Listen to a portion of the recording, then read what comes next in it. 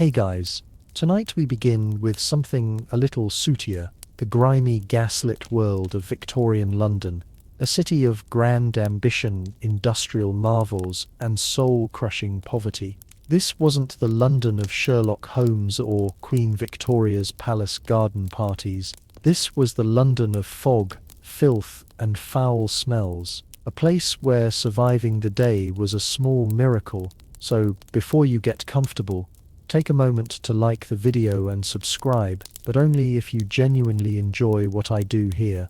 And let me know in the comments where you're tuning in from and what time it is for you. It's always fascinating to see who's joining us from around the world. Now, dim the lights, maybe turn on a fan for that soft background hum, and let's ease into tonight's journey together. You open your eyes, and the first thing you see is your brother's foot inches from your face, grimy and twitching slightly from some horrifying dream. Welcome to your one and only room. It's not a bedroom, it's not a living room, it's the room, and it's everything. You share it with 6 other souls, 1 bed, 2 chairs with questionable structural integrity, and a rat who's been around so long, you're considering charging him rent. There's no wallpaper, just patches of wall where something used to be. The ceiling leaks when it rains, and even when it doesn't, it drips something that you've decided not to investigate. The fireplace is fake, the air is damp, the floor creaks, like it's trying to warn you of your own mortality. You're wrapped in a thin wool blanket that hasn't been washed since the Crimean War, and the pillow under your head is made of straw, possibly mixed with someone's long-forgotten sock. There's no plumbing. That bucket in the corner, that's the toilet, bath, and emergency water source. Depending on the time of day and level of desperation, you've learned to breathe through your mouth in the mornings. It helps a bit. There's one window, so covered in soot and fog, it mostly just lets in the sound of cartwheels, shouting vendors, and someone aggressively coughing 3 doors down. You try not to think about the fact that the window opens onto an alley where the butcher dumps his offcuts and your neighbor keeps his goat. Every morning begins with a family-wide shuffle. You dress under blankets to avoid the cold.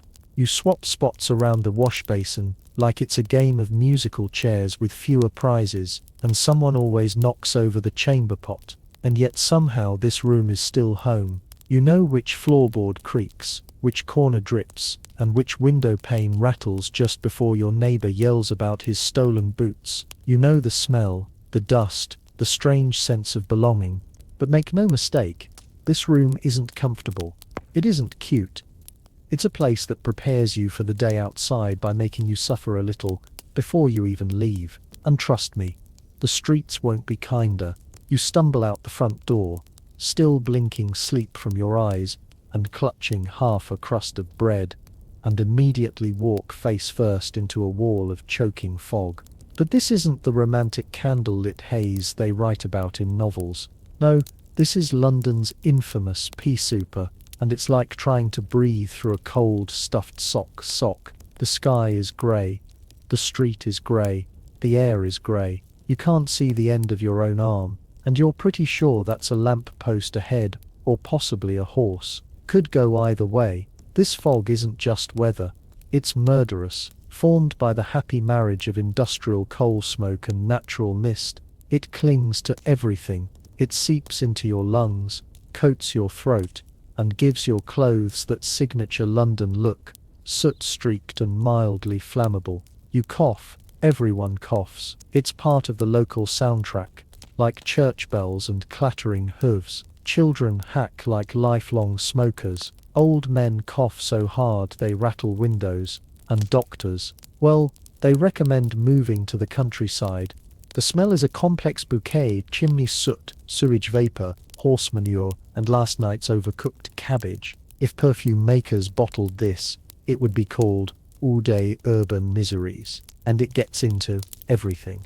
Your hair, your bread, your one nice shirt you wear to funerals and job interviews. It's all stained with the scent of progress. The worst part, no one's surprised. People go about their day blindly, literally. Street lamps burn all day long and still don't help. You hear someone trip in the alley next to you, and someone else swear as their umbrella disappears into the mist. At night, it gets even thicker. The fog curls through door cracks. It blankets the tenements. And if you don't keep a candle lit, you might walk straight into the fireplace, or worse, your neighbour's lap. So yes, the air in Victorian London doesn't just choke you. It brands you, smokes you, and dares you to keep breathing. And you haven't even reached the street market yet. You've made it out of bed, out of your smoke-soaked hovel, and down into the day's grey beginnings. Now your stomach groans. Time for breakfast. Except breakfast in Victorian London is less of a meal and more of a ritual in lowered expectations. If you're part of the working class, and you almost certainly are, breakfast isn't eggs or toast or a hearty pile of bacon. It's a crust of bread that could double as a roof tile, maybe some porridge if the oats weren't eaten by the rats in the cupboard, and tea, always tea, not because it's comforting, but because it's boiled, and anything that's been boiled probably won't kill you. Milk, only if you can afford it, and even then, it's a gamble. It might be watered down, or worse, preserved with formaldehyde by enterprising vendors who think child-safe is a loose guideline. Sugar is expensive. Butter, a legend. Sugar is expensive. Butter, a legend. Jam. Only if your aunt died and left you some in her will. If you're lucky enough to work in a factory or live near a bakery, you might sniff warm bread on the air. Don't get excited. That's not your bread. That's someone else's breakfast, likely belonging to a man with a hat and a last name on his door. And if you're really down on your luck, an orphan, an out-of-work widow, or just someone who lost their job to a machine, you might find yourself queuing at a workhouse for a ladle of greyish gruel. It's warm. It's edible. That's about the kindest thing one can say. Street vendors might offer fried potatoes or old meat pies, but beware, the meat is unidentifiable, the oil ancient, and the odds of intestinal regret high. Still, the smell is oddly inviting. When you're starving, everything smells like hope. You eat quickly, standing, wrapped in your coat, like a cloak of denial. There's no dining room, no soft morning music, just cold fog, clanging wheels, and the distant sound of someone already yelling about stolen coal. And now, bellies only half full, and spirits not at all. It's time to step into the real monster, the streets of London. Welcome to the streets of Victorian London, a sprawling, chaotic organism pulsing with smoke, mud, and misery. Every step you take is a calculated risk, and the street doesn't care if you're late for work or just trying to cross the road without being trampled to death. First things first, there are no sidewalks, or if there are, they're so narrow, cracked, and crowded that using them is a polite suggestion, not a safety guarantee. The main road is a mucky battlefield of hoof-beats, wagon wheels, and ankle-deep sludge. Horse-drawn carts barrel past at terrifying speeds. Carriages clip corners. One false move, and you're face down in a puddle that smells like something died in it. Now mind the gutters, they run down the middle of the street, carrying all the city's discarded glory, rotting vegetables, dead rats, coal ash, the contents of chamber pots dumped from upstairs windows, and the occasional shoe foot optional. Crossing them without slipping requires Olympic-level balance, or a very long stick, and no dignity. But it's not just the terrain that's out to get you. It's the people too. You've got street urchins darting around like caffeinated squirrels, pickpockets brushing against your coat accidentally, and vendors yelling about eels, kippers, or something vaguely called meat. Everyone's yelling all the time about everything. There are also the coppers trying to look important while ignoring most of what's happening around them. If someone gets stabbed, they'll eventually wander over, assuming the shift hasn't ended, or they haven't been bribed to look the other way. The air, still thick with smog, now flavoured with horse manure and pipe smoke, and in the distance, you hear the bells of St. Paul's. Or maybe that's just your ears ringing after someone shouted in your face about chimney soot. Oh, and if it rains, which it does, often the streets turn into rivers of filth. No one offers an umbrella. No one even looks surprised. You just pull your coat tighter and trudge through it, hoping your boots don't dissolve. And this is just your commute. Survive the streets, and you might live to find a job, or at least something that pays enough to keep bread on the table and rats off your toes. You've navigated the sewers masquerading as streets, dodged horses and hooligans, and now it's time to make your living, if the city allows it. In Victorian London, a job isn't a title, it's a test of endurance, a way to slowly fall apart while clinging to the illusion of stability. If you're a man, you might be lucky enough to land work in a factory 12 to 16 hours a day, 6 days a week for wages that wouldn't feed a well-behaved cat. The noise is deafening, the air is full of soot, metal shavings, and regret.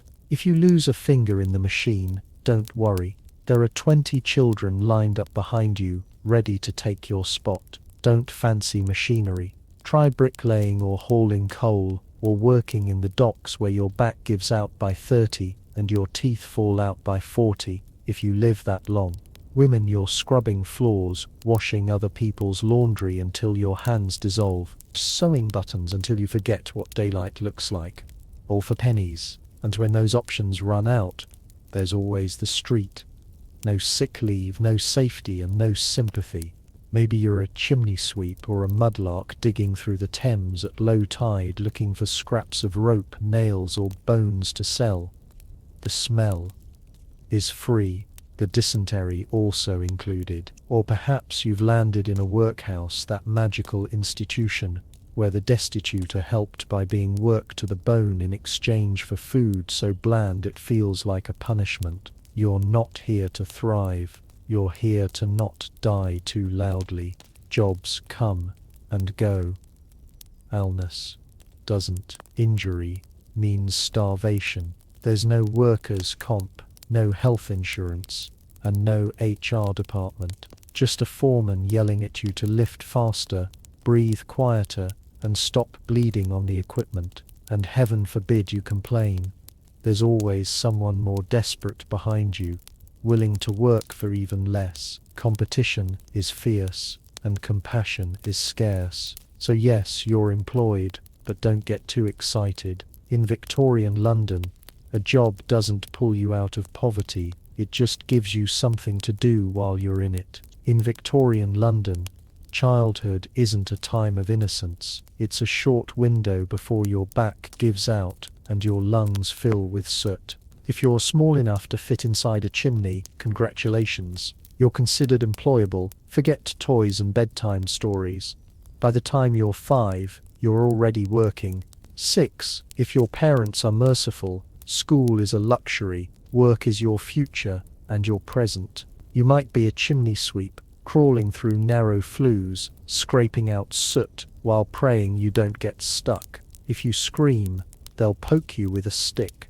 If you stop moving, they'll assume the worst and keep going. Or perhaps you're a match girl, dipping wooden sticks into white phosphorus that poisons your jawbone until it glows in the dark and eventually falls off. The pay, a few pence, the hazard, bone death, a charming trade-off. Some children are mudlarks scavenging through the toxic sludge of the Thames at low tide, looking for nails, rope, anything remotely sellable. You emerge soaked, freezing, and likely infected with something Victorian science hasn't even named yet. Others hawk newspapers on the street, shout about roasted chestnuts they can't afford, or run messages for pennies. You run fast, dodge traffic, and hope today isn't the day you're trampled by a horse or beaten for looking the wrong way at the wrong man. Factory work, that's the dream. Indoors, steady hours, just ignore the amputations. Children clean under whirring machines, often while they're still running. You learn fast or you lose a hand. No safety gear, no days off, no sympathy, just sweat, noise, and an ever-present adult barking orders. And if you're an orphan, the world doesn't owe you anything. Workhouses, the street, or worse. Some are sold into service, others vanish, absorbed into the fog, a footnote in someone else's story.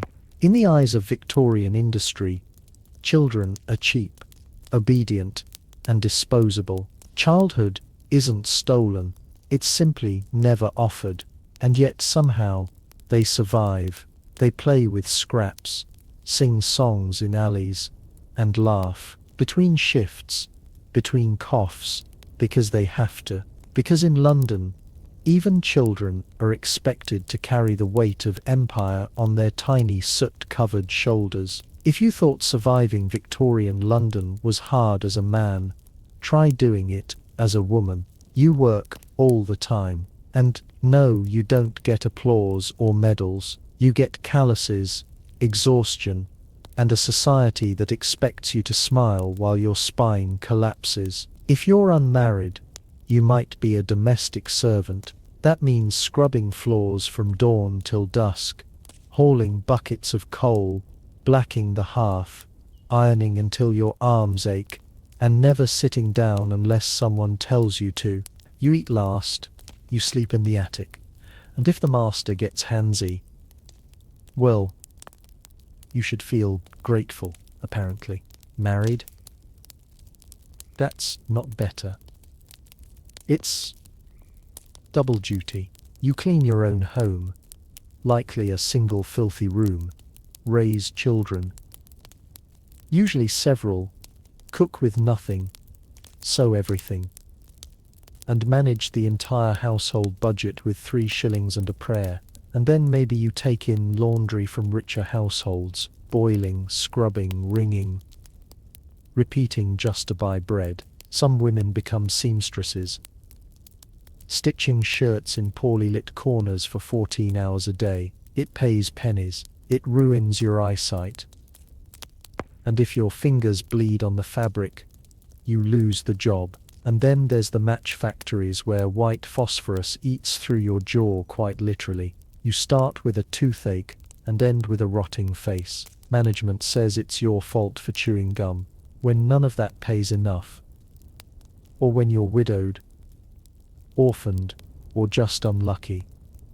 The street becomes the only option. Sex work is legal, unofficially ignored, and socially condemned. You might make enough for food and rent, or you might get arrested, attacked, or worse, protection only if you count wool, gloves, and luck. Women in Victorian London are expected to be quiet, clean, obedient, and always busy. You're the moral center of the home, even if the home has no floorboards, no heat, and no future. There are no rights, no maternity leave, no safety net. Just other women, sometimes kind, sometimes cruel, trying to survive the same nightmare. But somehow they do, with grim determination, whispered jokes, and backs bent by centuries of unpaid labor. And still, they find time to comfort their children and sweep the doorstep, because someone has to. You might have dodged the horses, survived the soot, and even landed a job. But in Victorian London, you can't dodge disease. It's everywhere, lurking in the water, the walls, the air, and quite possibly in the meat pie you ate for lunch. Illness doesn't knock, it sits beside you on the tram, sleeps beside you in your tenement, and sneaks into your lungs while you wait in line for bread.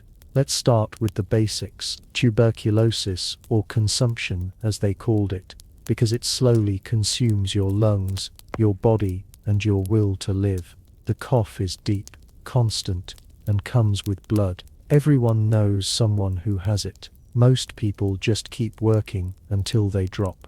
Then there's cholera, which arrives through your drinking water like a particularly cruel surprise. 1 minute you feel fine, the next you're vomiting, dehydrated, and desperately trying not to soil yourself in public. It spreads fast. Whole streets go silent. The local pump is chained up too late. By then, the damage is done. Typhoid, scarlet fever, diphtheria, the damage is done. Typhoid, scarlet fever, diphtheria, or regular visitors.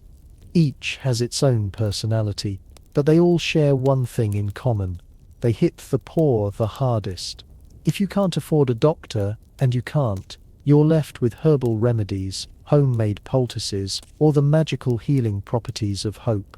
Of course, there's always laudanum, a beloved mixture of alcohol and opium sold over the counter. You've got a fever, take laudanum. Tramps, laudanum.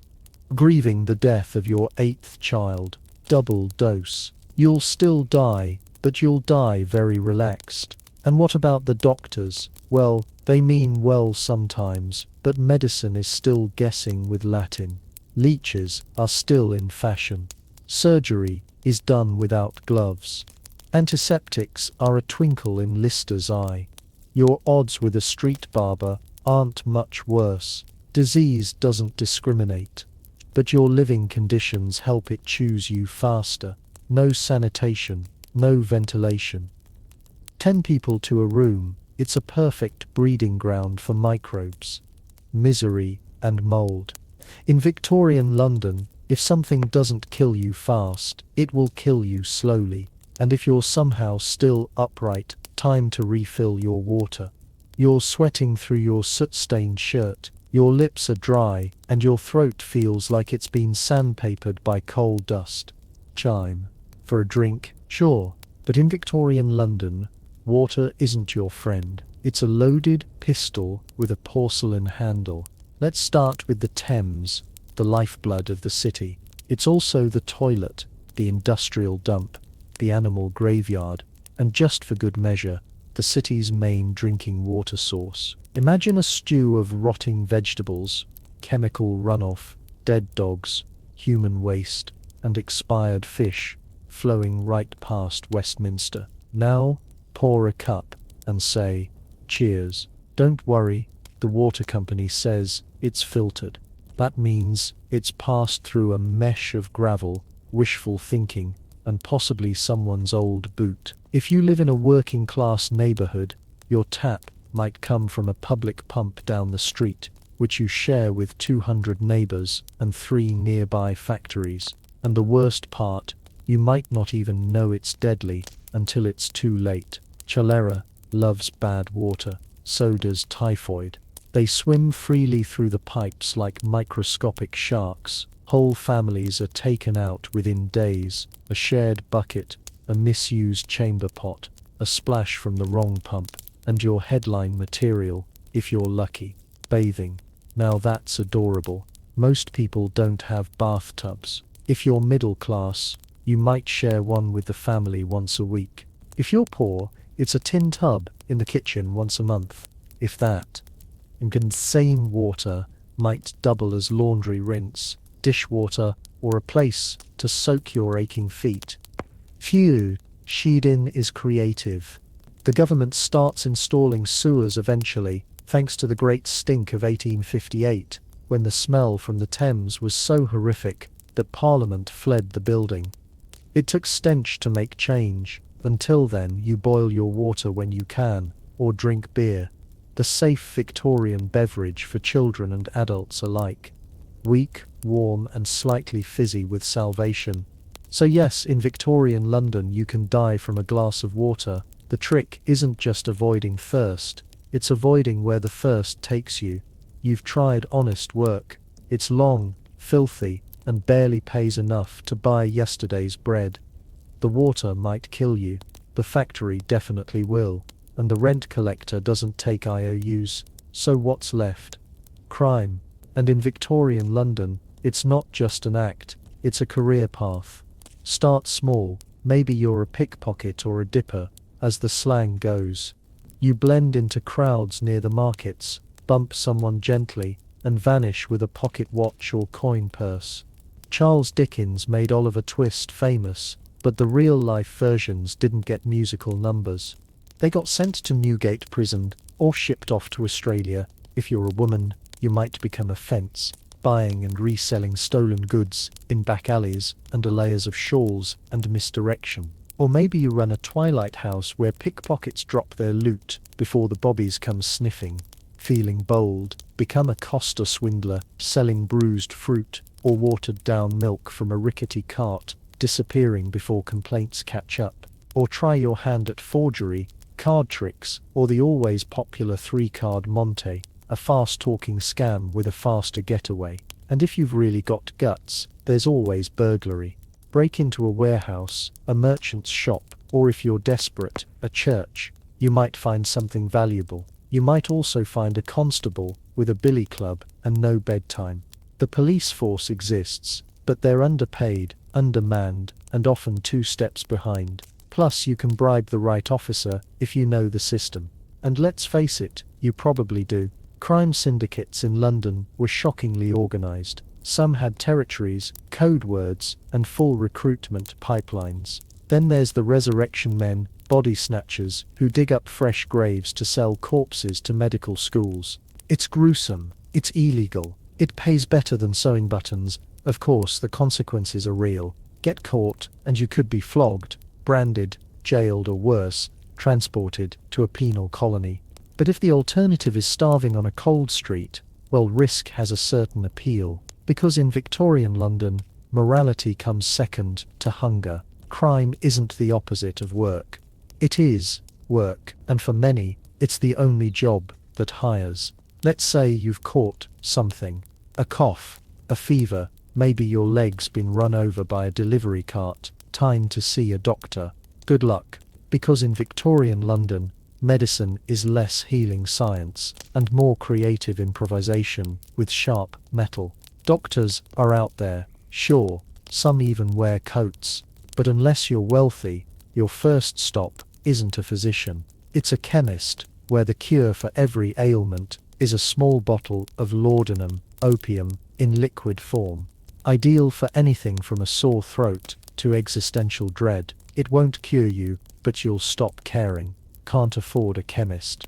Maybe there's a barber surgeon down the road. Yes, a man who cuts hair and also amputates legs. If your wound is infected, he'll saw it off. No anesthesia, no antiseptic, just a stick to bite and a bucket to scream into. And don't even think about hospitals. They're overcrowded, poorly ventilated, and smell like old bandages and lost hope. The instruments aren't sterilized. Surgeons wipe their hands on aprons between patients. Germ theory exists, but many still think disease is caused by bad air and moral failure. If you survive the treatment, infection may finish the job. A splinter can become a death sentence. A toothache, that's 2 days from sepsis. Germ and childbirth. Well, women go in with pain and come out with a baby or a gravestone, sometimes both. Medical textbooks are filled with confidence and wrong guesses. You might be prescribed bleeding, mustard plasters, or a mild electrocution to stimulate the humours. They balance the body by draining it mostly of blood, money, and hope. There are few progressive doctors with new ideas. Cleanliness, hand washing, maybe even antiseptics, but they're usually mocked by their peers. After all, how dare anyone imply that a gentleman doctor's hands carry germs? So, what do most people do when sick? They wait. They sip herbal tea. They light a candle and lie very still. Because every treatment carries a risk, and recovery often feels more accidental than intentional. You don't go to the doctor to get better. You go because you've run out of other options. And sometimes, just sometimes, you come back out alive. The sun sets, the gas lamps flicker to life, and the fog thickens like a shroud. You might think the city calms down at night, but this is Victorian London. When the light fades, the real dangers come out. Forget cosy firesides and quiet evenings. The streets belong to shadows, and they're not empty. The gaslight barely cuts through the mist. Everything is a silhouette, a hunched figure in the alley, a cloaked shape behind a lamp post, footsteps that echo one beat too many. If you're out alone, you're either lost or you've run out of better options. The police patrol in pairs, swinging their truncheons and trying to look menacing. But even the constables know certain alleys are best left alone. Criminals own the night, and most wear shoes softer than a copper's boots. Robbers, cutthroats, and pickpockets thrive after dark, and if your route takes you through Whitechapel or Limehouse, you hold your breath and walk faster, not because of ghosts, though the fog does play tricks, but because someone might be watching, and in 1880, he might have a knife. If you're a woman, the danger triples. Men leer from corners, offers are whispered, some follow, others don't bother whispering. The darkness hides everything, faces, screams, and sometimes bodies. Even if you stay indoors, you're not always safe. Tenement buildings creak and groan. In disarray as roll to shoe goals, arguments erupt, 2 floors down, and end with breaking glass or breaking bones. Sometimes someone vanishes, and no one asks why. And let's not forget the fires. Chimneys spark, stoves tip. A knocked-over oil lamp ignites a sleeping mat. No smoke alarms. No fire brigade that arrives in minutes. Just neighbors shouting and throwing buckets into a blaze they can't control.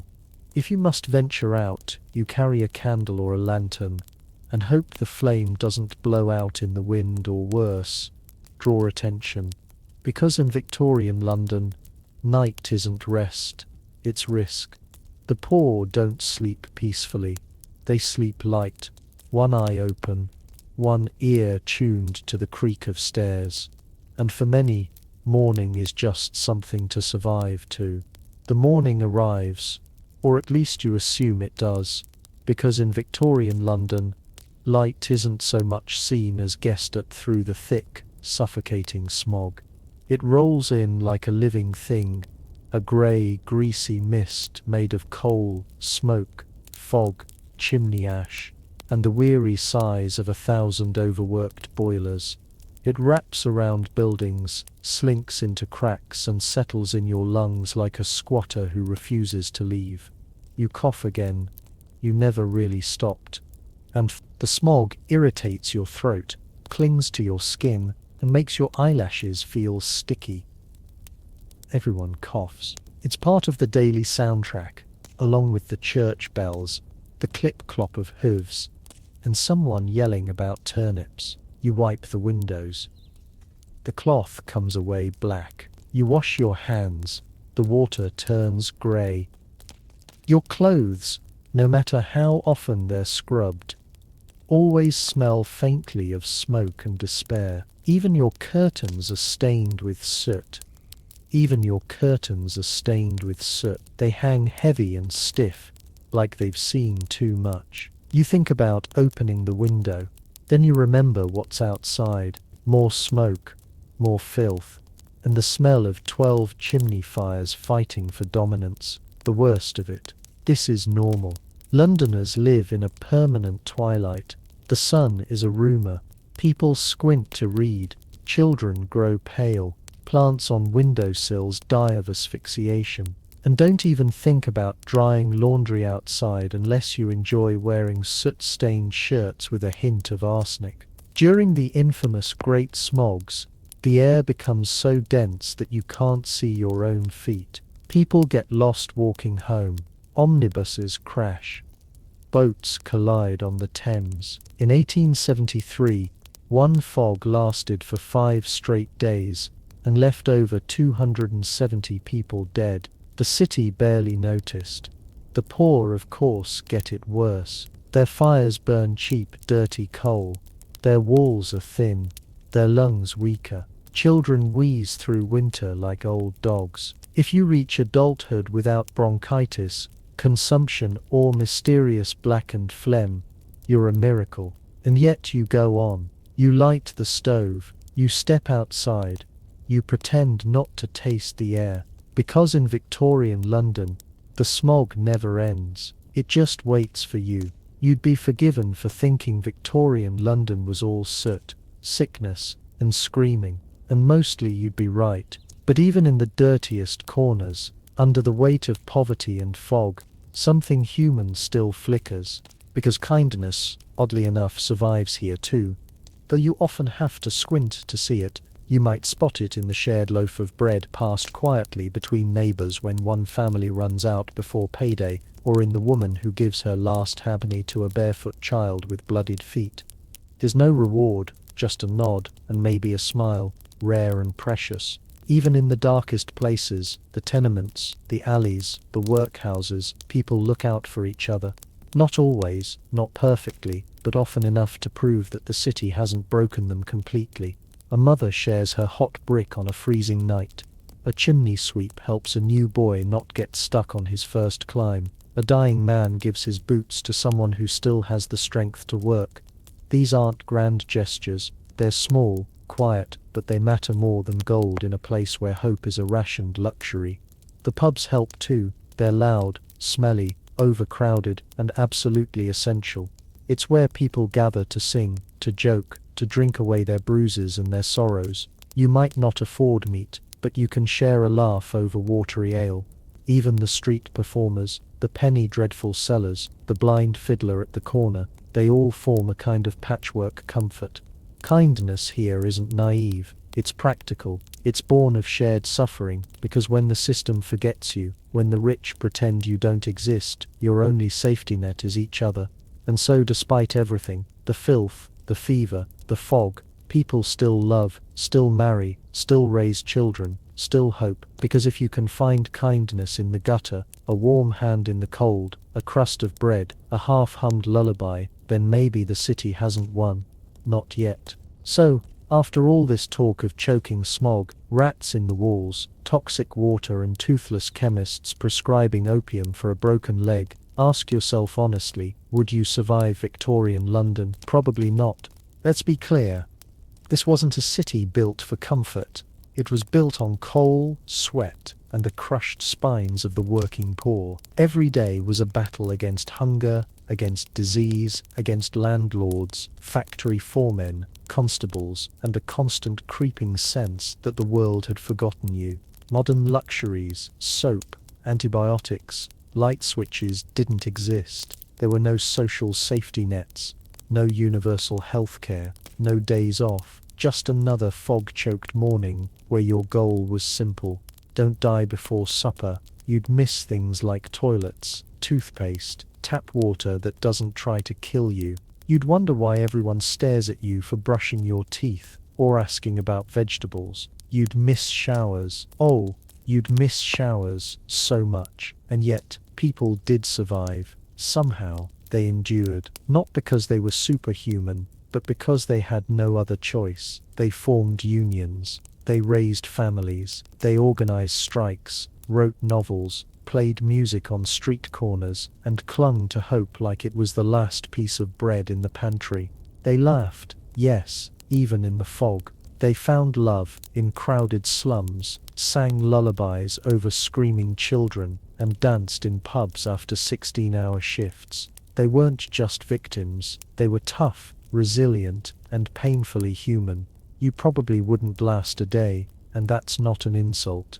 It's a reminder. The people who did, they carried the weight of an empire on their backs, often barefoot, often hungry, and almost always ignored. They built the world we now complain about in heated rooms with clean drinking water. So maybe it's okay that we wouldn't make it, but let's at least remember them, not as soot-covered statistics, but as people who survived the impossible every single day. Gorga was born into a city that didn't just break the rules, it redefined them. Sparta, unlike the rest of Greece, wasn't known for golden temples or philosophical debates. It was known for warriors, and Gorgo she was born right at the top of that brutal food chain, the daughter of King Cleomenes I, one of the two ruling kings of Sparta.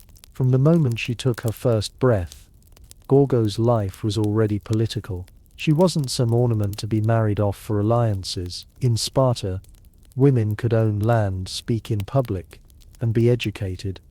A fact that shocked other Greeks, and Gorgo wasn't just any Spartan woman. As the king's only child, she was expected to observe, learn, and one day wield influence in a world dominated by hoplite shields and sharp spears. As a young girl, She likely witnessed royal councils where matters of war and diplomacy were debated with blunt urgency, and she paid attention. Her father, Cleomenes, wasn't the most stable ruler. In fact, some thought he was completely mad by the end. But he left Gorgo with an early understanding of how dangerous politics could be, and how sharp the knife edge of power truly was. There's a famous story. When she was only about 8 or 9 years old, a foreign ambassador tried to bribe her father to support the Persian Empire. While the adults whispered, young Gorgo stepped forward and boldly warned her father, "Father, you had better leave, or this stranger will corrupt you." That wasn't just precocious. It was fearless. Her father listened, and the man was thrown out of Sparta. The lesson: Gorgo had teeth, and people learned early not to underestimate them. So before she was even of marriageable age, Gorgo was already showing signs of political brilliance and steel-edged judgment. She wasn't just royalty by blood, she was royalty by behavior. And in a society that admired discipline, clarity, and brutal honesty, Gorgo thrived. Her destiny was already in motion, not as a passive queen in a gilded palace, but as a Spartan lioness ready to guard her people, and if needed, speak louder than the kings themselves. Gorgo's marriage to King Leonidas was not a tale of courtly romance or opulent weddings. This was Sparta, where practicality reigned and weakness was despised. Leonidas wasn't just any Spartan man. He was a warrior through and through, known more for his silence and scars than for charm or poetry. But Gorgo was not looking for poetry. She was looking for power and a partner.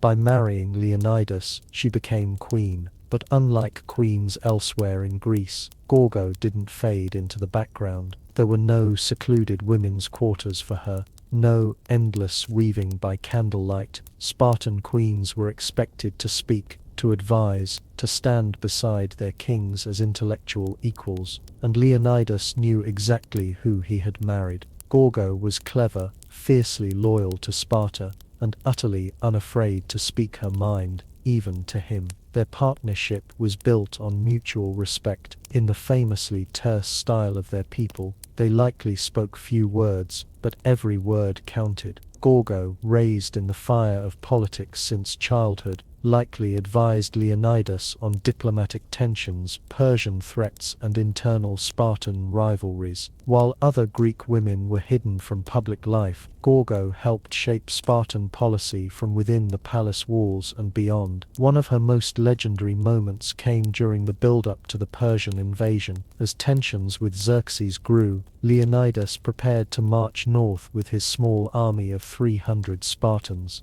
Before he left, Gorgo, now a seasoned political mind, wasn't overcome with tears or begging. Instead, she offered him just 6 chilling words. "Come back with your shield, or on it." That wasn't just a farewell. That was an order. It was the ultimate Spartan command, reminding her husband that death in honor was preferable to life in shame. If he couldn't win, he was to die standing. And Leonidas did, at Thermopylae.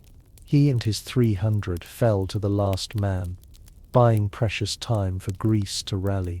His death would echo through history, but Gorgo's words would echo louder. She didn't just send her husband off to die, she helped forge the myth of Thermopylae itself. While Leonidas died a hero, Gorgo lived to protect the legacy, and perhaps to shape the empire his sacrifice tried to save. After Leonidas's death at Thermopylae, many queens would have slipped quietly into mourning, perhaps disappearing from the public eye. Not Gorgo. In fact, her influence only grew stronger. She had become more than just a widow. She was now the living symbol of Spartan resilience. And while statues were built for the fallen, Gorgo became a living reminder of why they fought in the first place. With Leonidas gone, Sparta was vulnerable, not just militarily, but politically. The war with Persia still raged, alliances were fragile, and tensions ran high across the Greek world.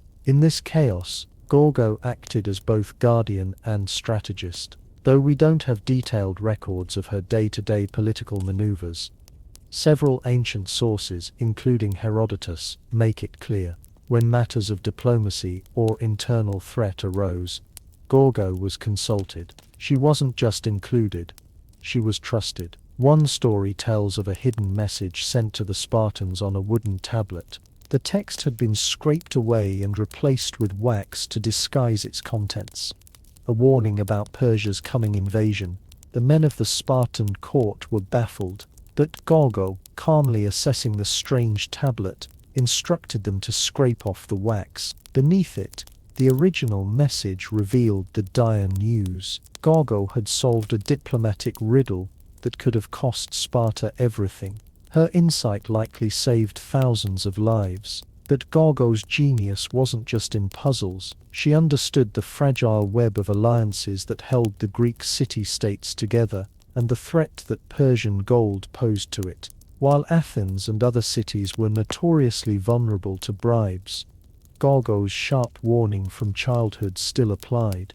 Beware of gifts that reek of corruption. She encouraged a stance of uncompromising honor, even when it was politically risky, and the Spartans listened, because when Gorgo spoke, it wasn't with the softness expected of women in most of the ancient world. It was with the precision of a soldier and the clarity of a strategist. She knew what was at stake, not just Sparta's land, but its very soul. Even in grief, Gorgo remained unshaken. The shield Leonidas carried into battle may have been lost, but Gorgo became something greater.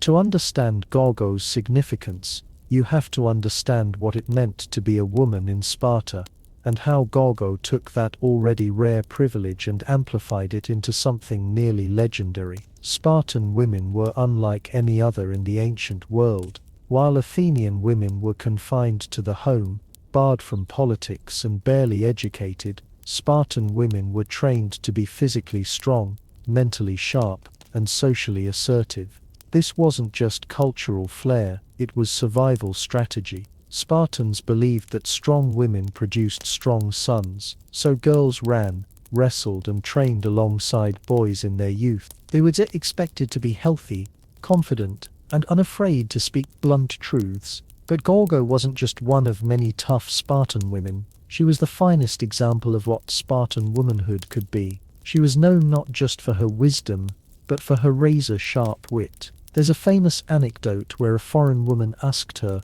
"Why are you Spartan women the only ones who rule your men?" Gorgo didn't hesitate. She shot back, "Because we are the only women who give birth to men." That line wasn't just clever, it was pure Sparta. It signaled a culture where female strength was seen as essential, not ornamental. In Gorgo's world, motherhood wasn't a passive role, it was a political one. To raise a Spartan son was to train a future warrior, and for Gorgo, raising her own son, Pleistarchus, who would become king after Leonidas, was an act of devotion not just to family, but to the entire Spartan state. She likely oversaw his early education, surrounded him with the values of honor, sacrifice, and discipline, and instilled in him a love not for glory, but for duty. Yet Gorgo never flaunted her power. She didn't need to. Her voice carried weight precisely because she used it sparingly, and always with precision. She wasn't a ruler in name, but a force in reality. While Sparta remained a dual monarchy led by men, Gorgo's presence ensured there was always a keen-eyed strategist watching from behind the throne. In many ways, she was the unspoken core of Sparta, upholding its ideals, pushing its leaders, and sharpening its spine. Gorgo didn't just redefine what it meant to be a queen, she redefined what it meant to be a Spartan. The death of Leonidas at Thermopylae was a seismic moment, not just emotionally but politically. He had become a martyr for all of Greece, a symbol of resistance against Persian tyranny. But Sparta could not afford to weep for long.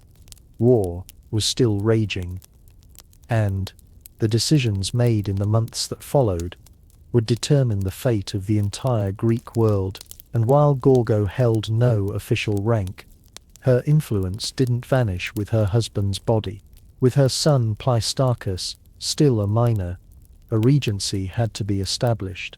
While historical records don't list Gorgo as a formal regent, we can be sure she had a role in guiding his education and shaping the political decisions made in his name. This wasn't a time for grieving mothers, this was a time for cold calculation.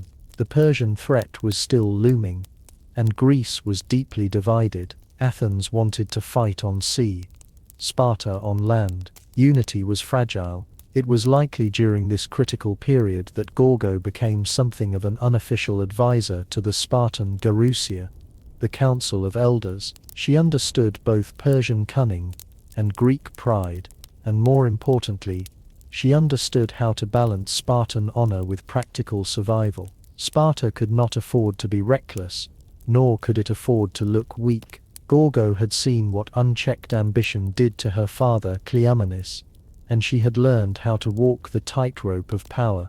She would have been present as Sparta debated its next steps, whether to march north again, whether to commit troops to the naval battle of Salamis, or whether to defend the Peloponnese and let the rest of Greece fend for itself. These were not easy decisions, and they were being made by men who had just lost their king in a blaze of glory. Gorgo's presence, rational, emotionally controlled and deeply patriotic, may have been the anchor Sparta needed. There is no record of her giving orders, but there didn't need to be. Spartan queens led through example, not decree. Her mere survival, her unshaken presence was itself a kind of leadership. In a city obsessed with honor, Gorgo had already proven that she could carry the shield, and now, without Leonidas, she carried the memory of his sacrifice into every political decision that followed. As the war against Persia raged in the years past, Gorgo's role subtly shifted from queen consort to queen mother, from political influencer to guardian of legacy. Yet she was never a relic of a past era. Gorgo remained a living embodiment of Spartan ideals, a presence so formidable that even without a crown or battlefield, she still commanded attention. Her son Plistarchus eventually took the throne, but he was not the kind of king his father had been. Quiet, less known, and largely absent from military glory, Plistarchus ruled in the long shadow cast by Leonidas, and behind him, still watching, was Gorgo, the woman who had raised him, shaped him, and ensured he understood what it meant to carry the blood of a hero. But what made Gorgo exceptional wasn't just her connection to two kings, it was her mind, her reputation, and the rare fact that she appears by name in multiple ancient sources, something extremely uncommon for women in classical history. Herodotus, the so-called father of history, mentions her more than once, praising her intelligence and recounting her ability to solve riddles and navigate political threats. In a world where women were often nameless shadows, Gorgo stood out not as a myth or a lover or a tragic figure, but as a mind to be reckoned with. She was in many ways the embodiment of what Sparta wanted to believe about itself. A society where even women were strong, wise, and ready to defend their homeland at any cost.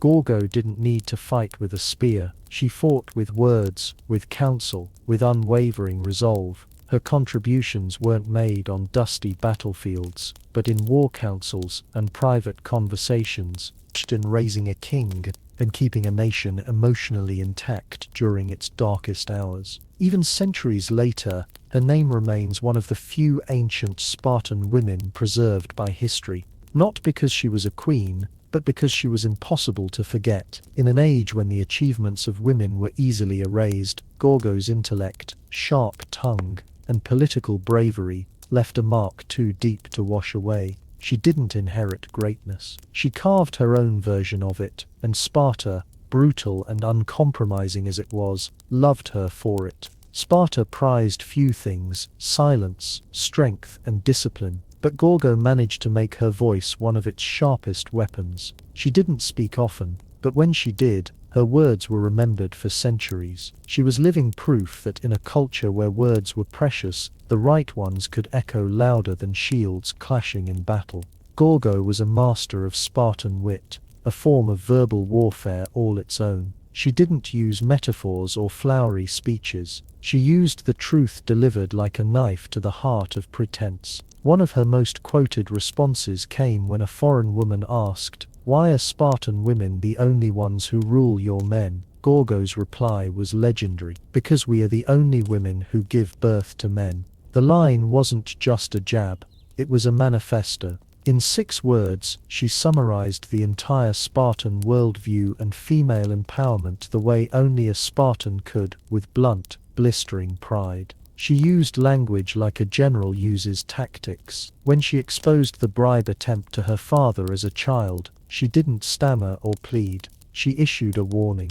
When Persian messages came hidden in wax, she offered the solution without hesitation. Gorgo didn't just speak, she strategized through words, and Sparta listened. In a male-dominated society built around the sword, Gorgo showed that intellect could be a battlefield too. Her statements have the rhythm of command and the clarity of someone who understood power, not as ornamentation, but as responsibility. She didn't need to scream to be heard. She made every word a dagger. And what made her words so devastating was that they were always anchored in truth. She didn't bluff. She didn't flatter. Gorgo knew exactly what was expected of her, as a queen, as a Spartan, as a woman who had seen kings fall and wars ignite. She met those expectations head-on, not with emotional outbursts, but with calculated, unforgettable replies. Her voice was her weapon.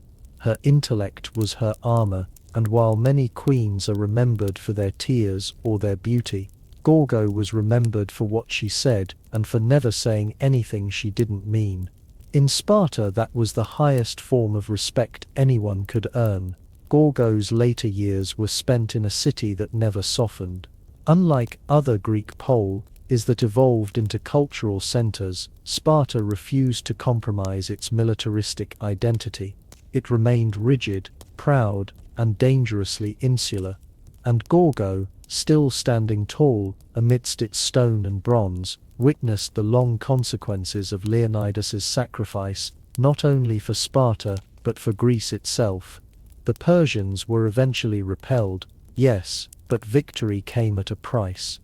Sparta emerged from the Persian Wars with immense prestige, hailed as the protector of Greek freedom, but with honor came rivalry. Athens, fueled by democracy and ambition, grew in wealth and influence, slowly drifting from ally to adversary. Tensions simmered, and a new storm was brewing, the Peloponnesian War. It was a conflict that would define the next generation of Spartans, including Gorgo's own son. If Gorgo saw the writing on the wall, she likely recognized that Sparta's strict ideals, once its greatest strength, were now becoming limitations. While Athens adapted and innovated, Sparta remained unmoved. The same military codes that once made Sparta invincible also made it inflexible. But Gorgo, ever pragmatic, likely accepted this reality with the same steely clarity she had shown all her life. She had lived through more than one kind of war, not just the ones with spears and arrows, but wars of diplomacy, of shifting alliances, of internal unrest. By now Gorgo had likely become a living relic in the best sense of the word, a link to Leonidas, a symbol of what Sparta once was, and a reminder of what it might become again if it stayed true to its core without losing its mind to arrogance. No record survived describing her final days, but there's no reason to believe she met them with anything less than calm resolve. She had already done more than most women and most men of her time. She had ruled without ruling, fought without a sword, and shaped a city that didn't even allow its kings to indulge in softness. If Gorgo mourned, she did so privately. If she hoped for the future, she kept it to herself, because in Sparta, emotions were not for display, legacy was, and hers was already secured in bronze and blood. Gorgo of Sparta didn't need marble statues or epic poems to be remembered. Her legacy was etched in something far stronger. The collective memory of a city built on discipline, honor, and defiance. Unlike other queens whose stories were wrapped in tragedy or romance, Gergo's tale is one of sharp intellect, political savvy, and enduring pride. She stood at the intersection of two of Sparta's greatest icons, daughter of King Cleomenes, wife of King Leonidas, and yet she was never overshadowed by either. She wasn't a footnote in their stories. She was a chapter all her own. Historians and scholars still marvel at how frequently her name appears in the writings of Herodotus, not as a passive royal, but as a decisive figure. In a world that almost never recorded the names of women, Gorgo cut through the silence like a spear through a shield. What makes her legacy even more profound is that she never held official power. She didn't command armies or sit on the throne. She advised, she warned, she solved, she raised a king, and through it all, she embodied the terrifying dignity of Sparta itself. A city that chose death over disgrace, silence over boasting, and action over rhetoric. Her most quoted words, "Come back with your shield or on it," are more than a farewell. They are a philosophy, a distilled version of the Spartan code. And though they've been repeated, repainted, and even repurposed in modern times, they still carry the cold fire of their original context. A queen sending her husband to his death, not with tears but with a command to uphold honor. Today, Gorgo stands among the rare few ancient women who are remembered not because they were tragic, beautiful, or scandalous, but because they were respected. She shattered expectations in a society already notorious for doing the same. Her intellect was so pronounced, her voice so respected, that she became woven into the fabric of Sparta's identity. She may have lived over 2,000 years ago, but Gorgo remains a figure of relevance. For every woman underestimated, for every strategist who works behind the scenes, for every voice that refuses to whisper, she is a timeless reminder. Strength isn't always loud and power doesn't always wear a crown. In the heart of Jordan's sun-bleached deserts, where the horizon seems to melt into the sky and silence reigns over the sands, and stand the remains of a forgotten royal ambition, the desert castles. These haunting structures scattered across the desolate landscape seem almost like hallucinations, grand facades rising out of the emptiness, complete with domed roofs, decorated arches, and faint traces of long-faded frescoes. They are beautiful, mysterious, and isolated, and they've puzzled historians for centuries. Built during the Umayyad Caliphate in the 7th and 8th centuries, these castles weren't built to repel armies or defend trade routes. They weren't fortresses in the traditional sense. Instead, they were luxurious retreats, seasonal residences, pleasure palaces, and hunting lodges for the Umayyad elite. Kings, princes, and high-ranking officials used these spaces as getaways from the politics of Damascus, the capital of the Islamic world at the time, and rather than hide from the harshness of the desert, they embraced it. But why build such lavish structures in such remote and unforgiving places? Part of the answer lies in the symbolism. The Umayyads were asserting control not just over land, but over nature itself. By erecting these palaces in the desert, they were sending a message even in the harshest conditions. Their power, culture, and sophistication would flourish. These buildings were monuments to Umayyad authority, artistry, and confidence. There's also a practical layer. Many of the desert castles were built near seasonal water sources or ancient trade routes, allowing them to serve as way stations or administrative hubs. Yet, despite their utility, the architecture and decoration suggest something deeper. These were places of beauty and leisure. The walls once shimmered with frescoes depicting animals, musicians, and even Byzantine-style nudes, a surprising sight in early Islamic art. There were stargazing chambers, elaborate bathhouses, and audience halls with intricate carvings.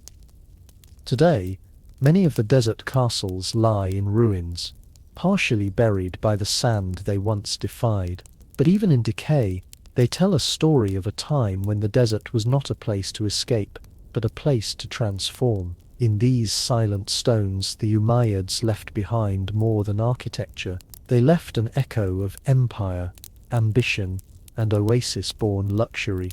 To understand the desert castles of Jordan, we must step into the mindset of the Umayyads, the first great Islamic dynasty, rising from the sands of Arabia to rule an empire that stretched from Spain to Central Asia.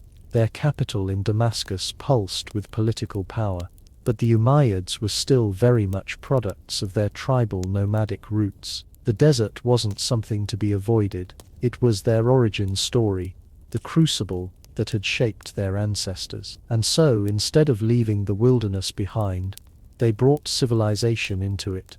The Umayyads were consolidating their rule in a rapidly expanding empire. They needed to display authority, but also legitimacy. What better way to impress local tribes and foreign envoys than with palatial retreats in the middle of nowhere, built with cosmopolitan flair and imperial elegance? These desert estates served as venues for diplomacy, hunting expeditions, and elite gatherings, far from the watchful eyes and political intrigue of Damascus.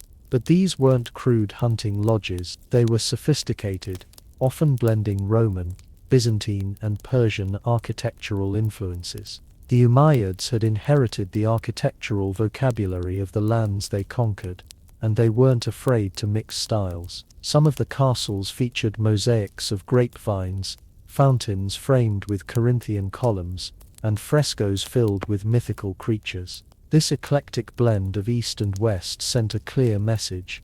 The Umayyads were not just desert warlords, they were heirs to a broader multi-civilizational legacy. In places like Qasr el-Mashata, Surchi Chuspurd, this intricate stonework adorning the outer walls with floral and geometric designs that suggest a fusion of Islamic restraint and Greco-Roman exuberance. At Qusayr Amra, frescoes depict bathing scenes, musicians, and even a painting of the Six Kings, an image showing rulers from Byzantium, Persia, and Ethiopia paying tribute to the Umayyads. It was visual propaganda carved in pigment and plaster. These castles weren't just about comfort, they were about image. The Umayyads understood that power needed a stage. In these desert theatres, far from the noise of the capital, they performed dominance, luxury, and cultural sophistication. They used the emptiness of the desert like a canvas, and on it, they painted a vision of empire that was both ancient and utterly new. Among all the desert castles, none captivates the imagination quite like Qusayr Amra. Located deep in the Jordanian desert, it looks modest from the outside, a squat structure of dusty stone half buried in the vast stillness of its surroundings. But step inside and you enter a different world. Walls alive with images, colors that defy the harshness outside, and frescoes that whisper secrets from 13 centuries ago. Built in the early 8th century, Qusayr Amra is thought to have been commissioned by Caliph al-Walid of Far or one of his princes. It served as a pleasure palace and bathhouse, part spa, part political retreat, part cultural statement. The building features a domed audience hall, several bathing rooms, and a vaulted ceiling painted with the constellations, and Umayyad observatory hidden in the desert. But it's the frescoes that make Qusayr Amra extraordinary. Covering nearly every surface, they depict a world far removed from modern assumptions about early Islamic art. There are images of dancing women, wine drinking, musicians strumming lutes, hunting scenes, and even Greek mythological figures, like Hercules. The ceiling of one room shows the zodiac and personifications of the planets. Another wall features the Six Kings fresco, a powerful piece of propaganda showing rulers from distant lands seemingly bowing to the Umayyads, reinforcing the idea that the desert too was part of their dominion. This bold use of figural art has sparked debate for decades. Islamic art is often associated with an iconism, the avoidance of human and animal figures.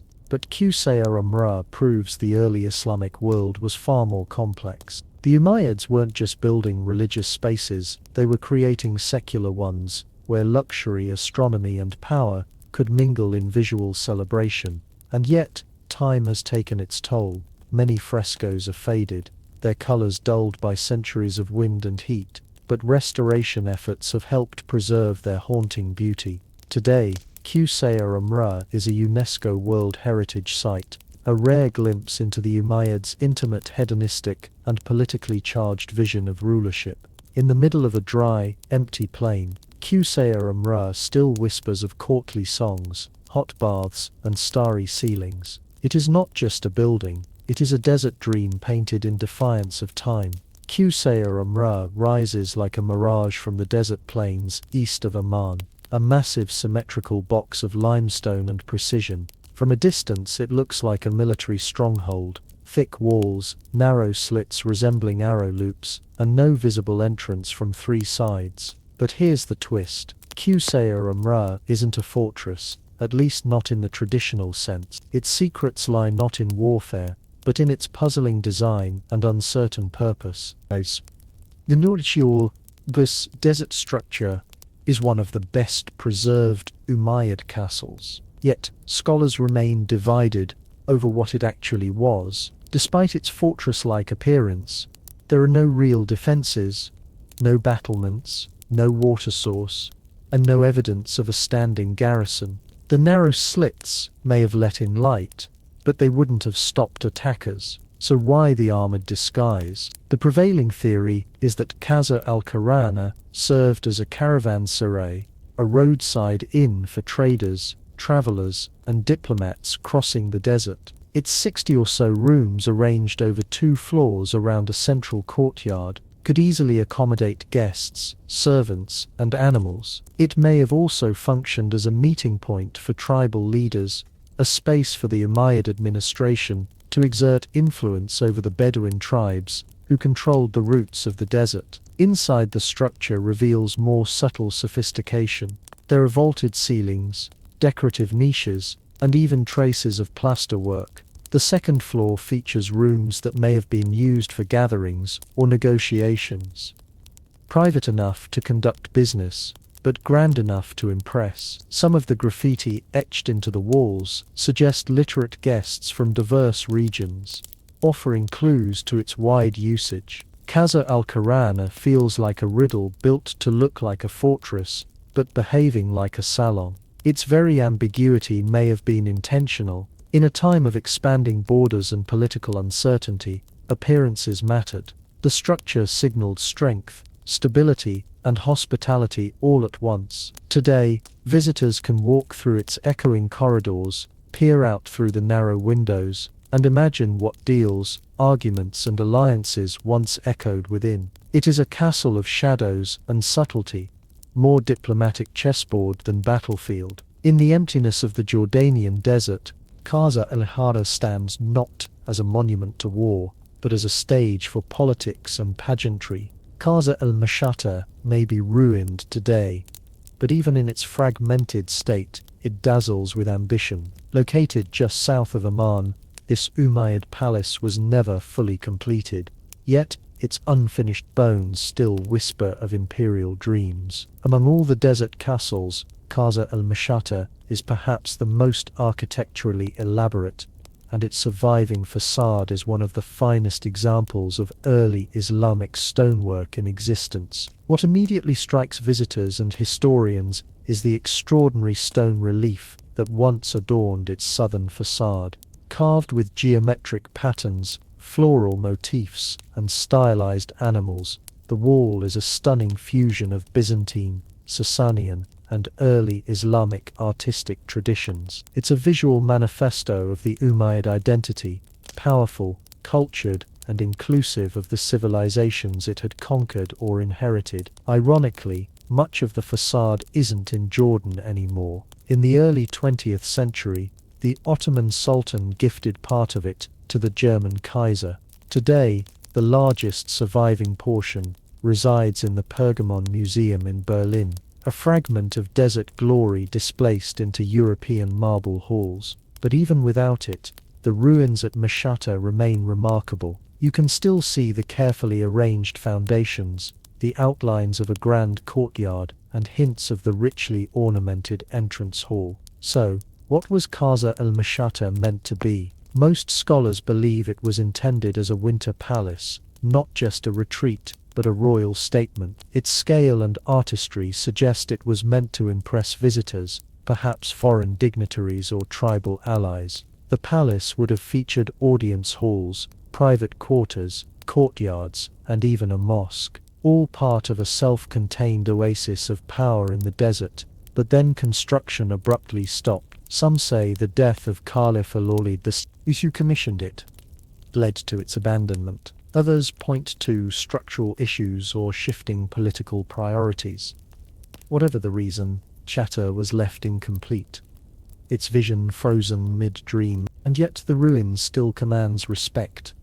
Even unfinished, Qasr al-Mishatta tells a clear story. The Emirs were not just warriors or rulers, they were builders of culture, masters of design, and visionaries who dared to bring luxury into the most desolate of landscapes. Mishatta may have fallen silent, but its carved stones still speak the language of empire, bold, intricate, and enduring.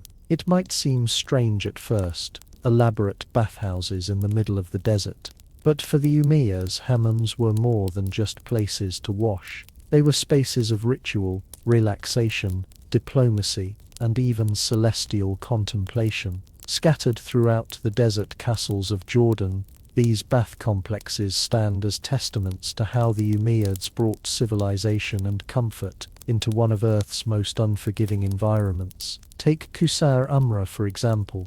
Behind its painted walls lies a complete Roman-style bath system, a poditarium, changing room, tepidarium, warm room, coldarium, hot steam room, and a furnace system underneath to heat it all. Just like the old Roman thermae, the technology wasn't new, but the intent was freshly Islamic. The Umayyads had absorbed the knowledge of their conquered territories and adapted it to their own needs. In a world where water was precious, having a functioning bathhouse was a sign of serious wealth and power.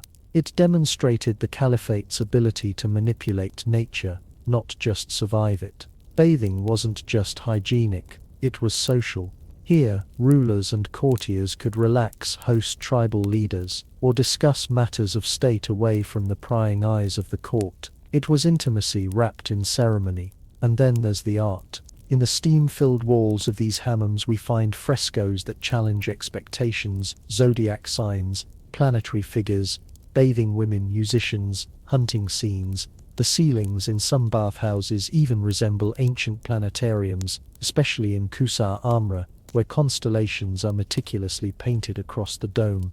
It's as if the act of bathing was elevated into a cosmic experience, linking the physical cleansing of the body with the spiritual vastness of the heavens. This embrace of luxury wasn't decadence, it was calculated. The Umayyads weren't Puritans. They believed that showcasing their refinement was a way to legitimize their power. And in the desert where luxury was scarce, a steaming bath was as much a political statement as a military parade.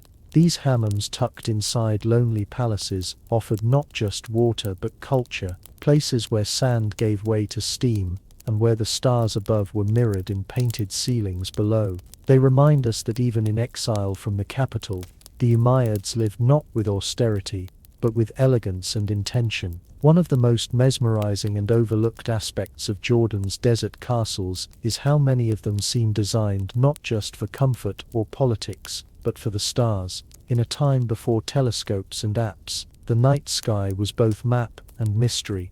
The Umayyads, inheritors of Greco-Roman science and Persian cosmology, looked to the heavens with both spiritual reverence and intellectual curiosity, and they brought that fascination into the architecture of their desert retreats. In Qusar Amra, for example, the bathhouse dome is painted with an astrological sky. The zodiac signs, constellations and celestial symbols circle the ceiling in a rich blend of science and art. This is not decoration for decoration's sake, it reflects a deep understanding of astronomy, likely inherited from the scholars and scribes of the Byzantine and Persian empires. The Umayyads weren't just warriors, they were cultural sponges, absorbing the best of what the ancient world had to offer. The presence of these celestial themes may have had multiple layers of meaning. On one hand, they signaled the caliphate's knowledge and sophistication. On the other, They echoed a more mystical relationship with the cosmos. The belief that power on earth was mirrored in the stars. Aligning one's rule with celestial order wasn't just good politics, it was divine symbolism. In the quiet of the desert, far from the lights of the cities, the night sky would have been overwhelming. Black velvet, lit with thousands of stars. The desert castles with their open courtyards and domed chambers were ideal observatories. Whether for calculating calendars, navigating the desert, or engaging in more esoteric practices, these sites were perfect for sky watching. The combination of isolation, silence, and celestial awe must have created a setting that was as spiritual as it was scientific. It's worth remembering that early Islam was not at odds with science. In fact, the Umayyad era helped lay the groundwork for what would later become the Islamic golden age of astronomy. These castles built in the middle of nowhere were part of that intellectual lineage, not just places to bathe or rule, but to contemplate the heavens. In stone and pigment, the Umayyads carved their place between earth and sky, desert kings, with their eyes on the stars. One of the most enduring mysteries surrounding the desert castles of Jordan is their sheer remoteness. Why would the Umayyads build lavish palaces, richly decorated bathhouses, and star-studded observatories so far from any major city or settlement? The answer lies not just in geography, but in psychology, politics, and performance. First, there's the practical. The early Umayyads were still rooted in their nomadic tribal past. For them, the desert was not an obstacle. It was home. The open landscape offered familiarity, privacy, and freedom. Building in the desert allowed the caliphs and their princes to retreat from the constant pressure of court life in Damascus and reconnect with their roots. These weren't outposts, they were sanctuaries, but the isolation also served a deeper purpose: symbolic domination. Constructing monumental architecture in the middle of an arid wasteland was an intentional act of power. It demonstrated that even the most barren, inhospitable lands could be tamed and transformed by the will of the caliph. These castles sent a message that Umayyad authority extended beyond cities and farms into the very heart of nature's emptiness. Remote placement also ensured secrecy and exclusivity. These castles were where sensitive negotiations could unfold, where tribal leaders could be wooed with gifts and luxury, far from the rumors and rivalries of urban politics. The solitude created space for diplomacy, indulgence, and experimentation, whether that meant engaging with foreign customs or enjoying figural art forbidden in stricter religious settings. Additionally, the locations were often more strategic than they appeared. Some castles sat near seasonal trade routes or vital water sources. Others acted as administrative checkpoints, keeping tabs on Bedouin tribes or serving as resting points for messengers and caravans. Their locations may have looked remote on a map, but in the political topography of the early Islamic Empire, they were well-placed chess pieces. And finally, there's the aesthetic. The vast emptiness of the desert served as a backdrop that amplified the majesty of the structures themselves. The contrast between barren land and intricate stonework made these castles feel like miracles, man-made oases of culture and elegance standing in proud defiance of nature. Their remoteness wasn't a flaw, it was the point. Each desert castle was a quiet roar, declaring that refinement, rule, and beauty could bloom even where nothing else dared to grow. The desert castles of Jordan may no longer echo with the footsteps of caliphs, diplomats, or stargazers, but they endure. Quiet relics of an empire that dared to inscribe its grandeur into emptiness. And today they serve a different purpose. They are windows into a vanished world, drawing in scholars, tourists, and dreamers who walk their sand-swept halls in search of forgotten stories. Modern Jordan has embraced these sites not only as historical treasures, but as symbols of cultural resilience. Castles like Qusayr Amra, Qusayr al-Karana, and Qasr al-Mishata are now protected heritage sites, with Qusayr Amra proudly wearing its UNESCO World Heritage Site status. Restoration projects carefully balancing preservation with authenticity have stabilized frescoes, cleared debris, and opened these ruins to public exploration. Still, time and nature remain persistent adversaries. The harsh desert climate, intense sun, dry winds and sand erosion continue to threaten the delicate artwork and structures. Conservationists face the daunting task of protecting sites that were never meant to last over 1,000 years, let alone face modern tourism and climate challenges. But the effort persists, driven by a sense that these ruins hold not just artistic or architectural value but spiritual and cultural insight. For modern visitors, these castles provoke wonder and questions. How could such beauty exist in such isolation?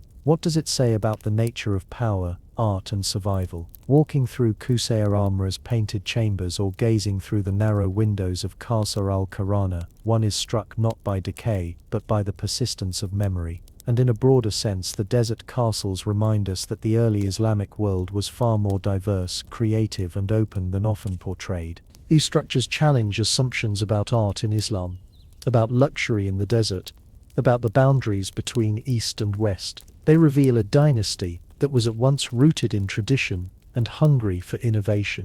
Today, the castles stand alone again, surrounded by silence and stone, but they are no longer forgotten. They speak not with shouts, but with whispers about a civilization that saw the desert not as a void, but as a stage. And against all odds, their story still travels across the sands, echoing into the modern world. Imagine a world without numbers, without writing, without even the concept of months or hours. This was the world of our Paleolithic ancestors.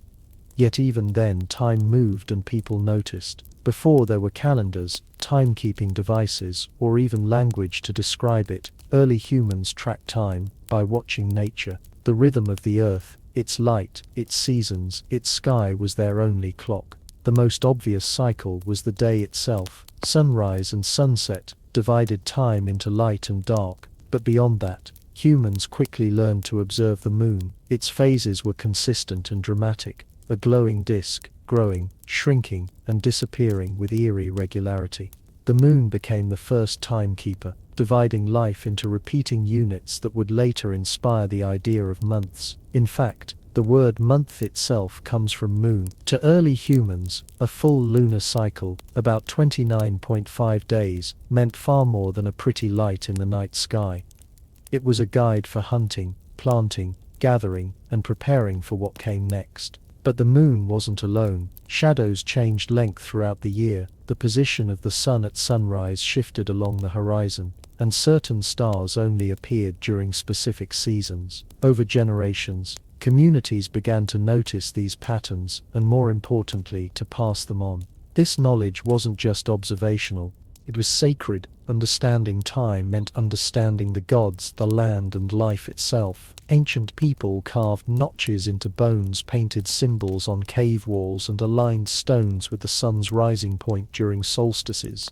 These weren't primitive scribbles. They were early efforts at marking the passage of time.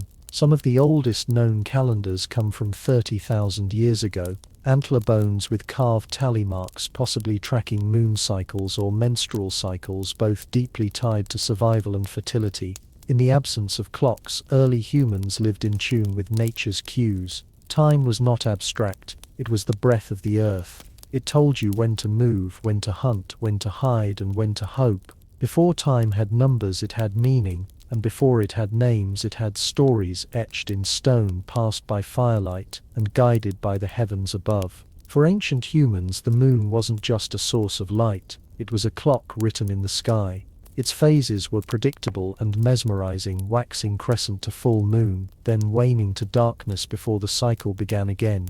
This roughly 29.5-day rhythm was the earliest and most universally observed natural cycle. Long before civilizations rose, hunter-gatherers across continents were counting moons, not years or weeks but moons. These lunar phases became the foundation of the first real calendars. We know this because archaeologists have found engraved bones and stones with carved markings in repeating sequences, likely tallying the days between each visible moon phase. Some of these artifacts are over 30,000 years old, predating writing and even agriculture. One such find, the Ishanko bone from Central Africa, contains a series of notches that many scholars believe correspond to a lunar calendar, perhaps even one used to track fertility or hunting seasons. Why the moon? Because it was the easiest way to see time change. Solar changes happened slowly and stars required deep knowledge. But the moon was obvious, shifting every few days and offering a sense of progress. For early humans, especially nomadic ones, this was practical and reliable. A month was a complete moon cycle, and 12 of those came close to a full solar year, though not quite. This mismatch would cause problems later, especially for agricultural societies that needed more accurate plant. As civilizations began to form, many cultures formalized these lunar calendars. The Babylonians, Egyptians, Chinese, Maya, and Hebrews all used versions of lunar timekeeping. Some, like the Islamic calendar, remain strictly lunar to this day. Others began adjusting, adding leap days or months to sync the moon's cycle with the solar year. But in these early stages, the moon reigned supreme. The calendar wasn't just a tool, it was a sacred map. The moon was often personified as gods, goddesses, or celestial beings who watched over the people. Its cycles were tied to festivals, rituals, and myths. In tracking the moon, early humans weren't just measuring time, they were giving it meaning.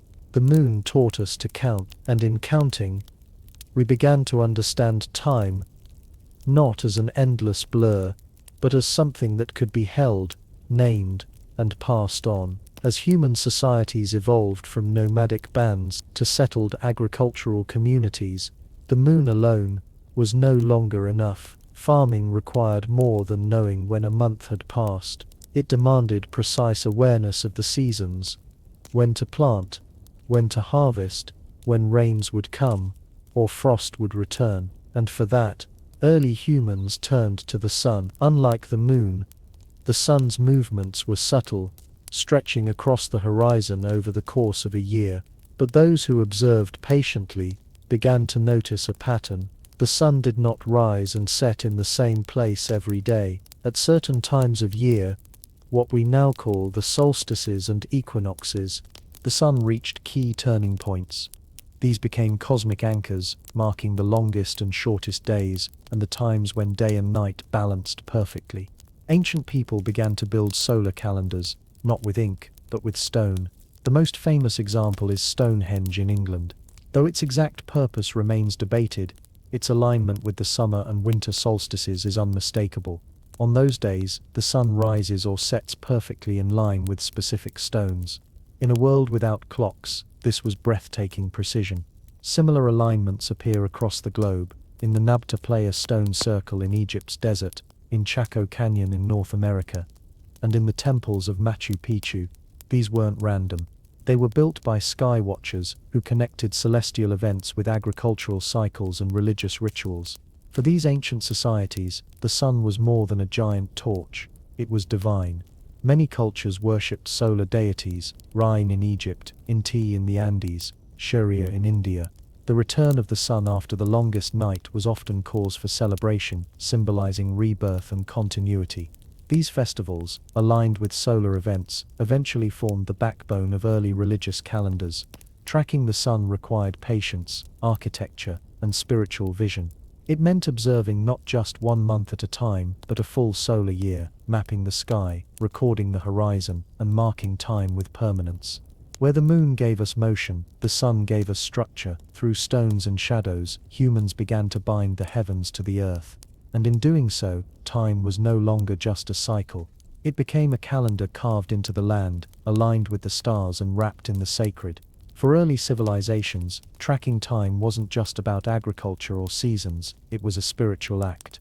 Time itself was sacred, a divine rhythm flowing from the heavens into daily life. Each moment had meaning. Each season carried cosmic weight. Calendars weren't simply charts. They were instruments of ritual designed to align human behavior with the will of the gods. In ancient Mesopotamia, priests climbed ziggurats not just to be closer to the sky, but to observe the stars and planets. These observations weren't purely scientific. They were acts of devotion. The Babylonians divided time with stunning accuracy.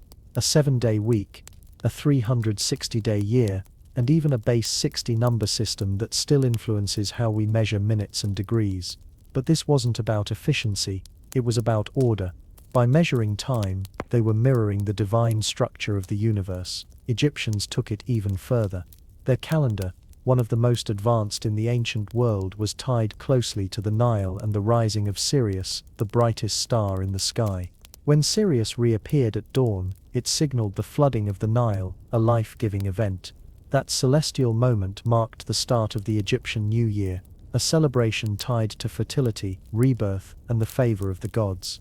Across the ocean, the Maya developed one of the most intricate calendar systems ever devised, combining lunar cycles, solar years, planetary motions, and sacred numbers into an interlocking series of time counts.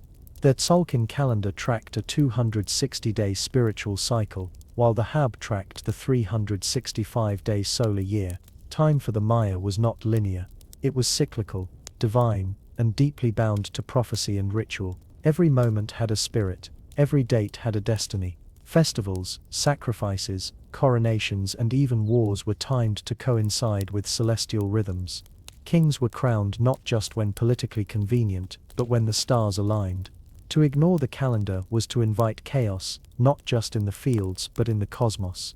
In this world, to keep time was to hold power, not over people, but over meaning itself. Sacred time governed the lives of ancient civilizations, and through sun, moon, and star, the calendar became not just a record of passing days, but a bridge between the mortal and the divine. As civilizations grew more complex, so too did their need to organize time beyond months and seasons. The concept of a year, a full cycle of Earth's orbit around the sun, slowly took shape, but understanding that a year lasted about 365.25 days wasn't easy. It took centuries of observation, correction, and yes, frustration. The earliest formalized years were often imperfect. Lunar calendars, while useful, created a problem. Tale of lunar months only added up to about 354 days, nearly 11 days short of the solar year. Over time, this gap caused chaos. Harvest festivals began to drift into the wrong season, and spring rituals occurred in the heart of winter. Civilizations had to make a choice: stay loyal to the moon or correct the drift. Many opted for the latter.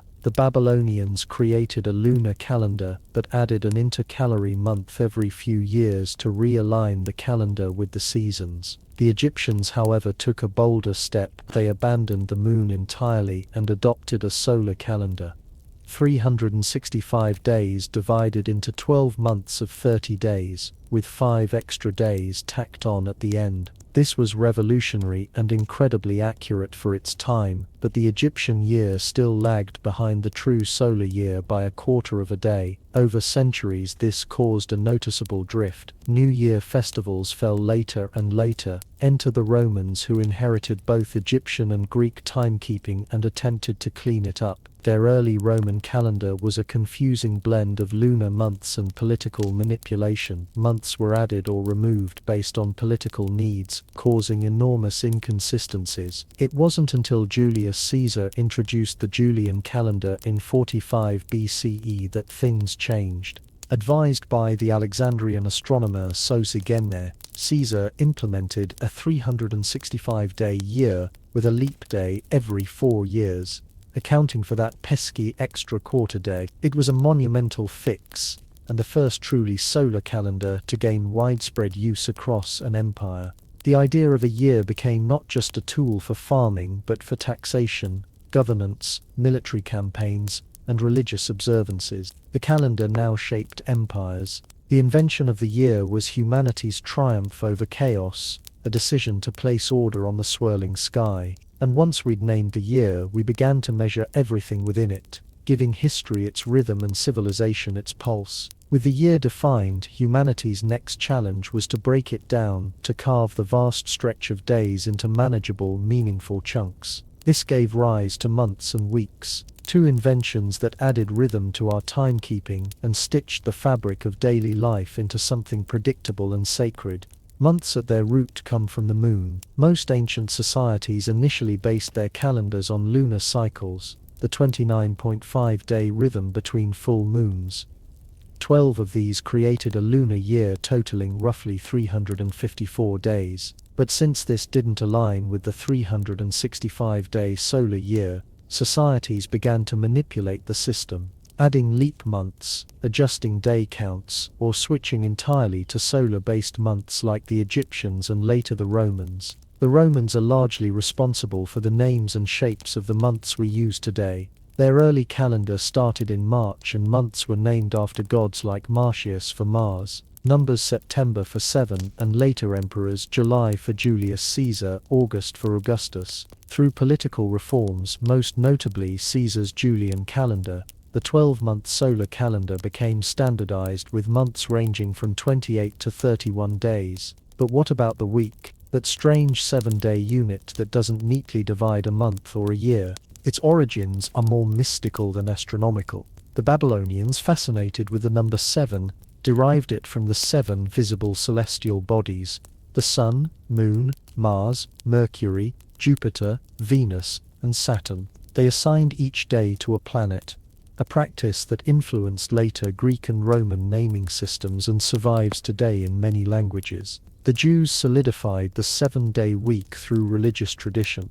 In Genesis, God created the world in 6 days and rested on the 7th. This sacred structure was adopted and carried through into Christianity and Islam, eventually spreading across the Western world. By the time the Romans adopted it in the 1st century CE, the 7-day week had become a fixture, not because it was logical, but because it was meaningful. Unlike months and years, the week has no natural basis. It's a human invention, a rhythm imposed on time, yet it endures, shaping work schedules, religious observance, and social life across centuries and civilizations. By breaking time into months and weeks, humanity gave time rhythm, and rhythm in turn gave us ritual, rest, and routine. As civilizations matured, calendars evolved from tools of survival into instruments of power. Whoever controlled the calendar controlled not just the seasons but society itself. Taxes, festivals, harvests, royal decrees,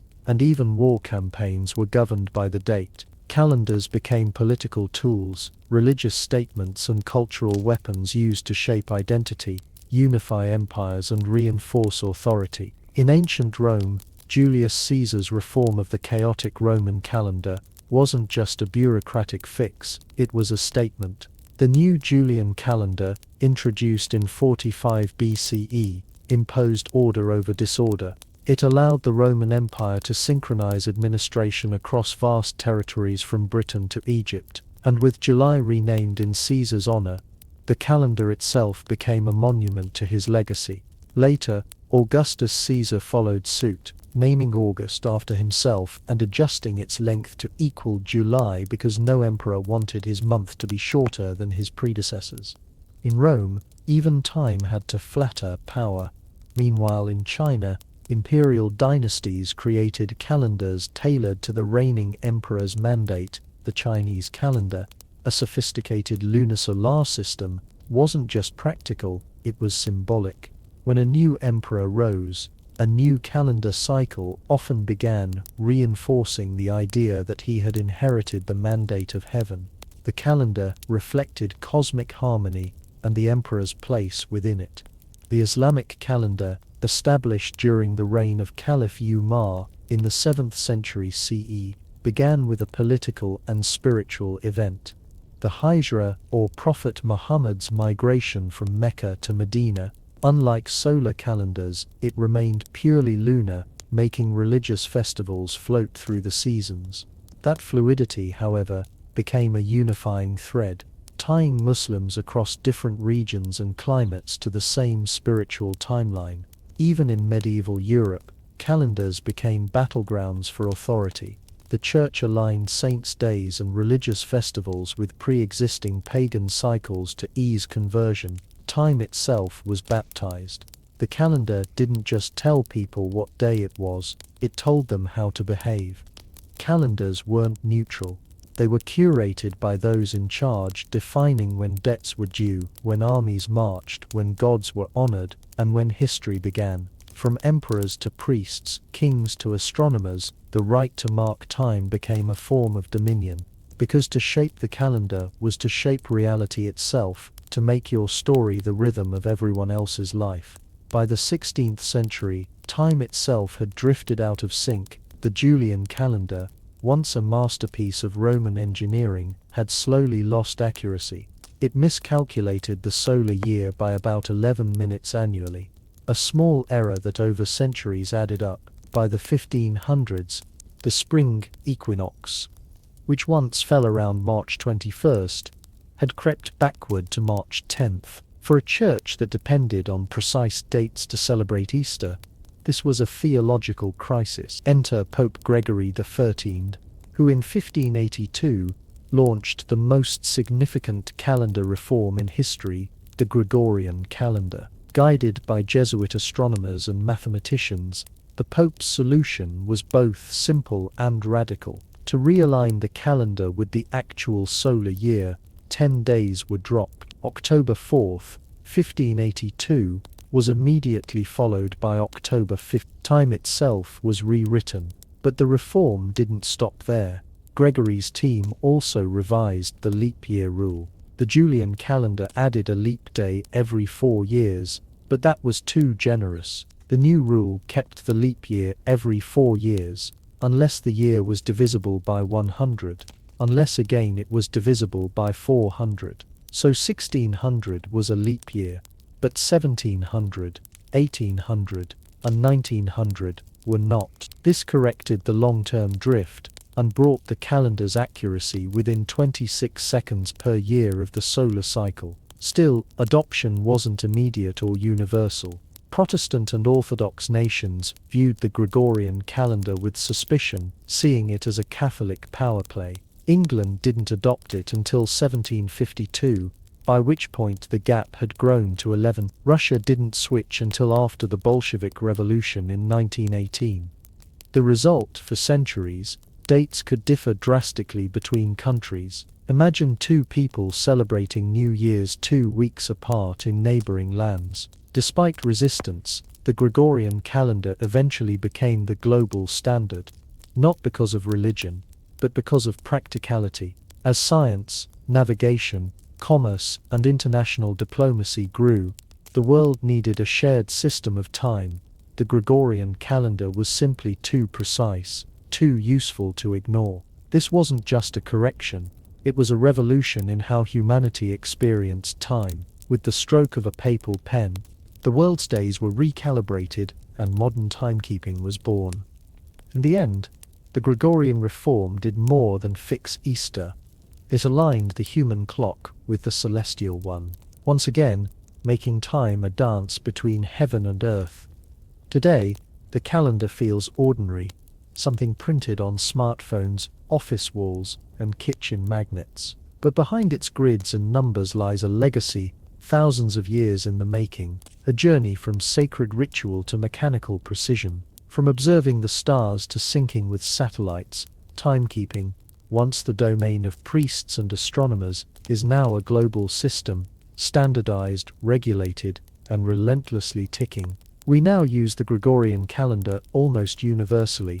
It governs everything from international law to shipping schedules, space missions, and the Olympic Games. But while this calendar dominates, others still exist, echoing ancient rhythms. The Islamic Hijri calendar continues to guide religious life for millions of Muslims. The Hebrew calendar governs Jewish holidays and traditions. The Chinese lunar calendar shapes festivals like the Lunar New Year.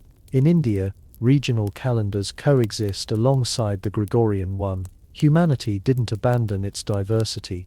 It simply added layers of utility on top of ancient roots. And then there's atomic time, the most precise method of timekeeping ever created, based on the vibrations of cesium atoms. International Atomic Time, TI, measures seconds with such accuracy that it would only gain or lose 1 second every hundreds of millions of years. From this we derive Coordinated Universal Time (UTC), the global time standard used for everything from internet protocols to airline schedules. Leap seconds are sometimes added to UTC to account for Earth's slightly inconsistent rotation, a reminder that even in the age of perfection, the planet itself refuses to be completely predictable. Yet, despite all this precision, we still live according to rhythms that are deeply human. We celebrate birthdays.